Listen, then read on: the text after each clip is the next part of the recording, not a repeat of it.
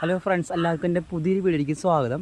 നമ്മൾ ഇന്ന് പറയാനായിട്ട് ഉദ്ദേശിക്കുന്നത്, നമ്മൾ എല്ലാവരും കൃഷി ചെയ്യുമ്പോൾ നല്ല തൈകളും നല്ല വളങ്ങളൊക്കെ വാങ്ങി നമ്മൾ ഇടും.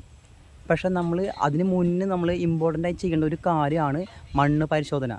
ഈ മണ്ണ് പരിശോധിച്ചാൽ മാത്രമാണ് ആ മണ്ണിൻ്റെ pH ലെവലൊക്കെ എത്രത്തോളം ഉണ്ടെന്ന് നമുക്ക് മനസ്സിലാക്കാൻ സാധിക്കുള്ളൂ. ആരോഗ്യമുള്ള മണ്ണിലാണ് ആരോഗ്യമുള്ള ചെടികൾ വളർന്ന് വരുള്ളൂ. അപ്പോൾ നമ്മൾ എപ്പോഴും മണ്ണ് പരിശോധിക്കാം. അപ്പോൾ ആ മണ്ണ് പരിശോധിക്കുമ്പോൾ നമുക്ക് ആ മണ്ണിൽ എന്തൊക്കെ പോഷകങ്ങളുണ്ട് ഇല്ല എന്നൊക്കെ നമുക്ക് വളരെയധികം മനസ്സിലാക്കാൻ നമുക്ക് സാധിക്കും. അപ്പോൾ ഇപ്പോൾ നമ്മളെ ഒരു ഉദാഹരണത്തിന് ഒരു പയർ കൃഷിയാണ് നമ്മൾ ചെയ്യുന്നതെങ്കിൽ ആ പയറിന് ആവശ്യമായ പോഷകങ്ങൾ ആ മണ്ണിലുണ്ടോ അല്ലെങ്കിൽ ഇല്ല എന്നൊക്കെ നമുക്ക് മനസ്സിലാക്കണമെങ്കിൽ മണ്ണ് പരിശോധിച്ചാൽ മാത്രമാണ് അത് സാധിക്കുള്ളൂ. അപ്പോൾ നമുക്ക് മണ്ണ് പരിശോധിച്ച് കഴിയുമ്പോൾ നമുക്ക് മനസ്സിലാവും അതിൽ എത്രത്തോളം വളങ്ങൾ കുറവുണ്ട്, ഏത് വളമാണ് ആ കൃഷിക്ക് ആ മണ്ണിൽ അനുയോജ്യം എന്ന് നമുക്ക് മനസ്സിലാക്കാൻ സാധിക്കും.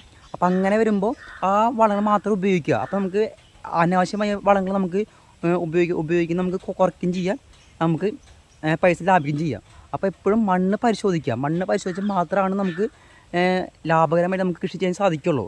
നമുക്ക് ആ ഒരു വിളയ്ക്ക് വേണ്ട വളം മാത്രം നമുക്ക് ഉപയോഗിക്കാൻ സാധിക്കും. അങ്ങനെ വരുമ്പോൾ നമുക്ക് കൂടുതൽ പ്രൊഡക്ഷൻ ഉണ്ടാക്കാൻ സാധിക്കും. അപ്പോൾ എപ്പോഴും മണ്ണ് പരിശോധിക്കുക. ആ മണ്ണ് പരിശോധിക്കുന്ന ഒരു മെത്തേഡൊക്കെ ഉണ്ട്. അത് നിങ്ങൾ കൃഷിഭവനിൽ പോയി നിങ്ങൾ ചോദിച്ചു കഴിഞ്ഞാൽ അവർ നിങ്ങൾക്ക് വ്യക്തമായിട്ട് പറഞ്ഞു തരും. അപ്പോൾ എപ്പോഴും മണ്ണ് പരിശോധന വളരെ ഇമ്പോർട്ടൻ്റ് ആയ കാര്യമാണ്. ഞാൻ മുന്നേ പറഞ്ഞ പോലെ ആരോഗ്യമുള്ള മണ്ണിലാണ് ആരോഗ്യമുള്ള വിളകൾ ഉണ്ടാവുള്ളൂ.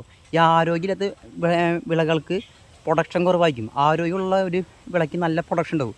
നല്ല പ്രൊഡക്ഷൻ ഉണ്ടായാൽ മാത്രമാണ് കൃഷി ചെയ്യുന്ന ആൾക്ക് അതുകൊണ്ട് മെച്ചമുള്ളൂ. അപ്പോൾ എപ്പോഴും നല്ല ക്വാളിറ്റിയുള്ള മണ്ണാക്കി മാറ്റിയ ശേഷം മാത്രം നമ്മൾ കൃഷി ചെയ്യാൻ ശ്രമിക്കുക. അപ്പോൾ നിങ്ങൾ എപ്പോഴും മണ്ണ് ടെസ്റ്റ് ചെയ്യുക. അത് ഇമ്പോർട്ടൻ്റ് ആണ്. പിന്നെ നല്ല ക്വാളിറ്റിയുള്ള വിത്തുകൾ ഉപയോഗിച്ച് നിങ്ങൾ കൃഷി ചെയ്യുക. ഇപ്പോൾ ഏറ്റവും നല്ലത് ഹൈബ്രിഡാണ്. ഹൈബ്രിഡ് കൃഷി ചെയ്ത് കഴിഞ്ഞാൽ നമുക്ക് കുറച്ചുകൂടി കാലം നമുക്ക് കൂടുതൽ വിള കിട്ടും, കൂടുതൽ പ്രൊഡക്ഷൻ കിട്ടും.